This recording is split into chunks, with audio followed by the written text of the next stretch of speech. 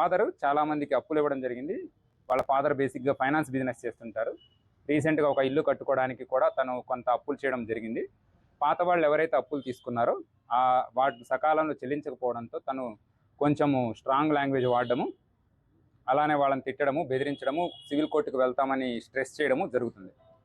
దీనిలో వాళ్ళ ఫాదర్ దగ్గర నుంచి సుమారుగా 3.6 lakhs తీసుకున్న ఒక లేడీ ఇది మొత్తం చేసిందని మనకు ప్రాథమికంగా రుజువు అవుతుంది. వాళ్ళ ఇల్లు కూడా సుమారుగా అక్కడికి 100 మీటర్ల దూరంలోనే ఉండడం జరిగింది. ఆ రోజు జరిగిన మనకి నివేదిక ప్రకారం 7 గంటల నుంచి 7:30 మధ్యలో ఈ ఇద్దరు ఆడుకుంటున్నప్పుడు బుర్కా వేసుకొని ఆ లేడీ వచ్చి ఈ పాపతో మాట్లాడి ఆవిడతో పాటు తీసుకొని మరొక కుర్రాడు, అతను మైనర్ 17 years, ఆ లేడీకి రిలేటివ్ అవుతాడు. సో వరుసకి తమ్ముడు అని మాట్లాడతారు. సో ఆ బాబుతో పాటు తీసుకొని వాళ్ళ అమ్మగారిల్లు, అక్కడి నుంచి 1.5 kilometers డిస్టెన్స్ ఉంటుంది, వాళ్ళ అమ్మగారింటికి తీసుకెళ్ళడం జరిగింది. ఈ కుర్రవాడు బయటే ఉన్నాడు చాలాసేపు. వాళ్ళు లోపల ఆ పాపతో చాలాసేపు మాట్లాడడం, పాపకి ఫుడ్ కూడా పెట్టడం జరిగింది.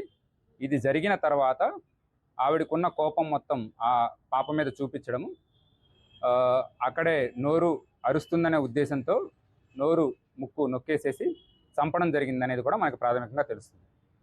ఈ సమయంలోనే ఆ లేడీ ఎవరైతే సరే చేశారో ఆవిడ మీద పాప గీరినట్లు కూడా చిన్న చిన్న ఇంజురీ మార్క్స్, స్క్రాచ్ మార్క్స్ ఆవిడ చేతి మీద కూడా మనకి ఉండడం జరిగింది.